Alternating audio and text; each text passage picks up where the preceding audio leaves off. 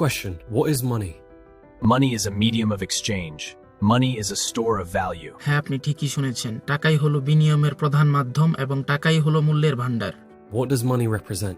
Understanding that money is আসসালামু আলাইকুম guys, ফিরে আসলাম আপনাদের মাঝে পুনরায় আমি রানা আর নতুন আরেকটি ভিডিও নিয়ে।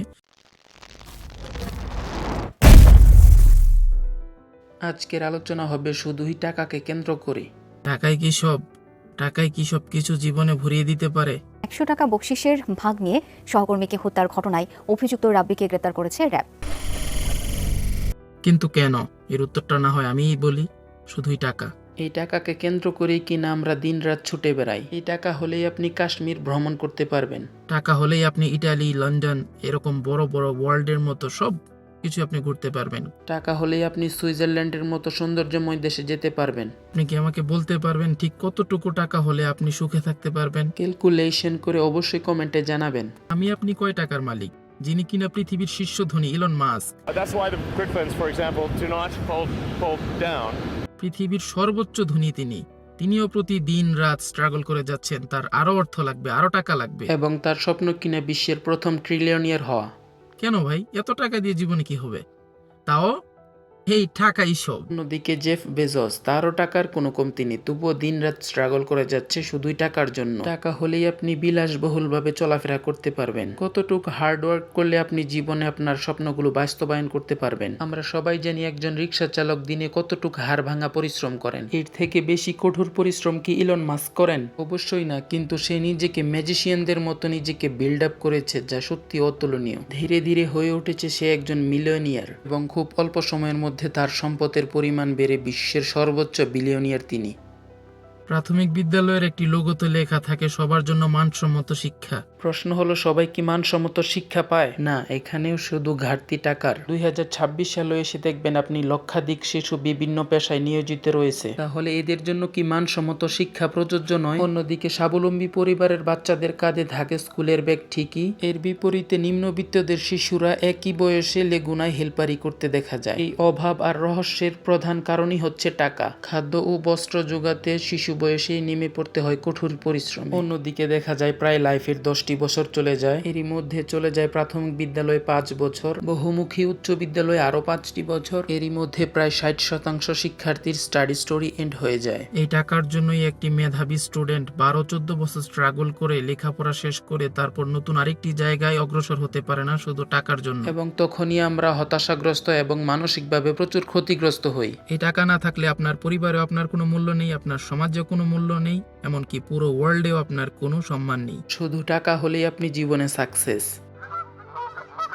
ছোটবেলায় আমরা কম বেশি সবাই এই কবিতাটি পড়েছি, মদন মোহন তর্কালঙ্কারের। লেখাপড়া করে যে গাড়ি ঘোড়ায় চড়ে সে। এই যুগে এসে আপনি এর বাস্তবতা কতটুক মিল পাচ্ছেন? গাড়িতে চড়ার কথা না হয় বাদই দিলাম, সর্বোচ্চ শিক্ষা গ্রহণ করার পরেও মিলে না একটি চাকরি। একটা সময় এসে যখন চাকরির খোঁজ কোনোভাবেই মিলে না, তখনই আমরা কেউ ক্ষুদ্র ব্যবসায় নিয়োজিত হই, আবার কেউ সর্বোচ্চ কঠোর পরিশ্রমে নিজেকে নিয়োজিত করে দেই। আমাদের স্বপ্নগুলো যখন টাকার মধ্যে সীমাবদ্ধ, আপনজন তখন পর করতে ব্যস্ত হয়ে যায়। আমরা সবাই চাই লাইফে সাকসেস হতে, কিন্তু একটা সময় দেখা যায় এই সাকসেস নামের শব্দটি কখনোই লাইফে উদয় হয় না। তুলবে না, আমার ওয়াই 8 ঘন্টা কাজ করে 178 টাকা পায়। 8 ঘন্টা কাজ করার পরে 23 কেজি তোলার পরে 178 টাকা পায়। জি, আর 23 কেজি কম হলে 1 কেজি প্রতি 60 টাকা মাইনাস। মানে 23 কেজি কম হলে 60 টাকা মাইনাস। জি, এইভাবে আপনাদের জীবন চলতেছে। কষ্ট হয় স্যার, ভালো মন্দ হচ্ছে। ঠিক তাদেরও হাজারো স্বপ্ন ভেঙে যায় টাকার কাছে। এমনকি একটা সময় আত্মীয় স্বজন ও যোগাযোগ করা বন্ধ করে দেয় টাকার অভাবে। একটা পর্যায়ে আমরা ভিতর থেকে ভেঙে পড়তে শুরু করি, এবং তখনই আমাদের মাথায় ঘুরপাক খায় দেশ ছেড়ে চলে যাব। এবং এরই মধ্যেও বিপত্তি ঘটে, যেটি হলো হিউজ পরিমাণ টাকা জোগাড় করা বা অ্যারেঞ্জ করা। আপনি জানেন কি বর্তমানে বাংলাদেশের আনএমপ্লয়মেন্ট মানে বেকারত্বের সংখ্যা কত? প্রায় 27 লাখের উপরে। কিন্তু কোথাও কোনো চাকরির ব্যবস্থা হয় না, এবং যেখানে যাওয়া হয় সেখানে শুধু একটি বাক্য লেখা থাকে, খালি নাই, খালি নাই। আর কি বলবো, একটা সামান্য চাকরি কিনা এখন সোনার হরিণে রূপান্তরিত হয়েছে। একটা সময় লক্ষ্য করা যায় চাকরির পিছনে ছুটতে গিয়ে আমাদের লাইফ থেকে লম্বা একটি সময় অতিবাহিত হয়ে যায়, cause just need for money. এই টাকার জন্যই আমি সহ আমরা বাংলাদেশের প্রায় হাজার হাজার লক্ষ লক্ষ মানুষ বিভিন্ন দেশে কাজ করে যাচ্ছি পরিবারের সুখ দেওয়ার জন্য, কেউ নিজেদের সুখের জন্য, কেউ নিজেদের স্বপ্নগুলো বাস্তবায়ন করার জন্য। কিন্তু আমরা কতটুকু সফল হচ্ছি? যদিও বা সফল না হয় তবুও আমরা প্রচেষ্টা চালিয়ে যাই, কারণ শুধু একটাই, টাকা লাগবে। যেখানে কিনা বিয়ে অর্ধেক দিন, সেখানে আমরা এই বিষয়টিকে গুরুত্ব দিই না। তখন আমরা চিন্তা করি যে আরো কিছু টাকা কামিয়ে নেই, আরো কিছু অর্থ হোক, বাড়ি করি, গাড়ি করি, তারপর না হয় সবকিছু হবে। কিন্তু এমন করতে করতে লাইফ থেকে 30-35 বছর চলে যায় আপনার। কিছু মানুষ আজও অপেক্ষায় আছে টাকা ইনকাম করে স্বপ্নগুলো পূরণ করার। এই টাকার পিছনে ছোটা থেকে আমাদেরকে একমাত্র থামাতে পারে মৃত্যু। তাও আমরা প্রতিনিয়ত ছুটে চলি কিভাবে সফলতা অর্জন করা যায়। আমরা সবাই একটি বিষয়ে এসে থেমে যাই, সেটি হলো সমাজ কি বলবে, আত্মীয় স্বজন কি বলবে। শুধু এই একটি কথার কারণে আমরা জীবনে অনেকেই আগাতে পারি না, অগ্রসর হতে পারি না। নিজের ঠোঁট বন্ধ রাখতে শিখুন, ধৈর্য এবং সর্বোচ্চ প্রচেষ্টা দিয়ে সামনে এগিয়ে যান। সব সময় ডিসিপ্লিন বজায় রাখুন। প্রতিভা আপনার মধ্যেও বিদ্যমান, যদি সেটি সঠিক উপায়ে পরিচালনা করতে পারেন, ধৈর্য এবং শক্তি দিয়ে প্রচেষ্টা দিয়ে এগিয়ে যান, ইনশাআল্লাহ সফল কাম আপনিও হতে পারবেন ইনশাআল্লাহ।